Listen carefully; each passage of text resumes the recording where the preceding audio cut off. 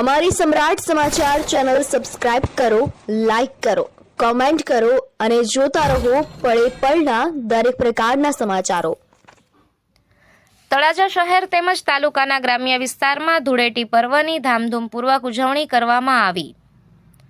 હોળી દહન બાદ આજે સમગ્ર પંથકમાં ધૂળેટી પર્વ હર્ષોલ્લાસપૂર્વક ઉજવવામાં આવ્યો। વહેલી સવારથી જ બાળકો, યુવાનો અને વડીલોએ એકબીજાને રંગ અને ગુલાલ લગાવીને ધૂળેટીની શુભેચ્છાઓ પાઠવી હતી। અસત્ય પર સત્યનો વિજય અને પ્રેમ ભાઈચારાનો સંદેશ આપતું પર્વ માનવામાં આવે છે। રંગોની આ ઉજવણીમાં જાતિ ધર્મનો ભેદ ભૂલાઈ જાય છે અને લોકો એકતાના રંગે રંગાય છે।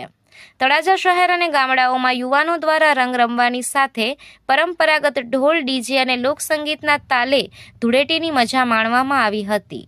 અનેક સ્થળોએ લોકો દ્વારા એકબીજાને મીઠાઈ ખવડાવીને શુભેચ્છાઓ આપવાના દ્રશ્યો પણ જોવા મળ્યા।